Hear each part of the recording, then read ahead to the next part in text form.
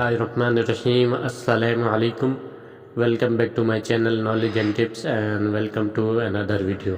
आज की वीडियो में मैं आपको बताऊंगा 8 ऐसे खाने और मशरूबात जिन्हें लीमू के साथ खाने से ग्रेज करना चाहिए। लीमू एक मशहूर फल है जिसे रोज़ाना की खुराक में उसके मुनफरद सेहत के फ़ायदे के लिए इस्तेमाल किया जाता है, लेकिन कुछ खानों के साथ लीमू को मिलाने से जायका और सेहत के फ़ायदे दोनों मुतासर होते हैं। लीमू अपने मस्तनू जायके, ताकतवर सेहत के फ़ायदे और विटामिन सी, एंटीऑक्सीडेंट्स और ज़रूरी ग़िज़ाई अज्जा पर मुश्तमिल होने की वजह से बड़े पैमाने पर इस्तेमाल किया जाता है। लेकिन कुछ ग़िज़ाएँ ऐसी हैं जिनसे लीमू से परहेज़ करना चाहिए, क्योंकि इनसे निज़ाम में मसाइल पैदा हो सकते हैं और मज़ेदार खानों का जायका भी ख़राब हो सकता है। टाइम्स ऑफ इंडिया के मुताबिक लीमू से परहेज़ करने वाले खाने की फहरिस्त में दर्ज झेल खाने और मशरूबात शामिल हैं। आइए जानते हैं इस वीडियो में उन खानों और मशरूबात के बारे में जिन्हें लीमू के साथ मिलाकर खाने या पीने से ग्रेज करना चाहिए। नंबर 1, दूध।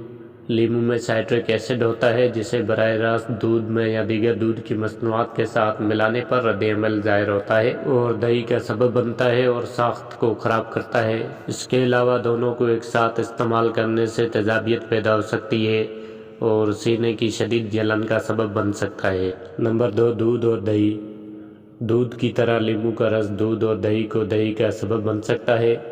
जब आप इन अज्जा को यकजा करना चाहते हैं तो बेहतर है कि इन्हें आहिस्ता आहिस्ता और मुनासिब अंदाज में शामिल करें। बहुत मसालेदार खाने। लीमू चूँकि फितरत में तेज़ाबियत वाले असरात का हामिल फल है, इसलिए ये मालेदार खानों की गर्मी को बढ़ा सकता है। लिहाजा आपको लीमू को बहुत मसालेदार पकवानों में शामिल करने से गुरेज करना चाहिए, क्योंकि ये इसे बहुत मसालेदार बना देता है जिससे खाने में लज्जत कम आती है। नंबर 5, समुद्री ग़िज़ाएँ। अगरचे लीमू का अक्सर समुद्री ग़िज़ा के साथ इस्तेमाल किया जाता है, लेकिन ये एक आलमी मिलाप नहीं है। आपको हल्की किस्म की मछलियों के साथ लीमू का जोड़ बनाने से गुरेज करना चाहिए, क्योंकि ये उनके नाज़ुक जायकों पर काबू पा सकता है। नंबर 5, मीठे फल। लीमू का जायका तरोताज़ा होता है जो तरबूज और पकी हुई स्ट्रॉबेरी जैसे फलों की कुदरती मिठास पर हावी हो जाता है। अगर लीमू को फलों के साथ मिलाया जाए तो जायके को बढ़ाने के लिए थोड़ा सा शहद मिलाकर जायके को मुतवज़न किया जा सकता है। नंबर 6, सब्जियाँ।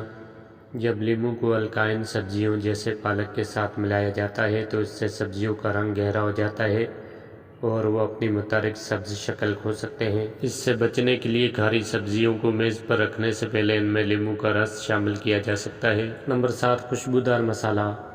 लीमू का तेज़ाबियत वाला जायका होता है जो बाज़ औक़ात कुछ तेज़ बू वाले मसालों जैसे लौंग या इलायची से मुतसादिम हो सकता है। ऐसे मसालों पर मुश्तमिल पकवानों में लीमू का इस्तेमाल करते वक्त बाकी मवाद के जायके को बरकरार रखने के लिए इसे समझदारी से इस्तेमाल करना चाहिए। नंबर 8, सिरका। अगरचे लीमू और सिरका दोनों तेज़ाबियत फराहम करते हैं, लेकिन इनको ज़्यादा मकदार में मिलाने से जायका ज़्यादा खट्टा हो सकता है। अपनी मामूल की तरकीबों के मुताबिक सिरका या लीमू का इस्तेमाल करना बेहतर है।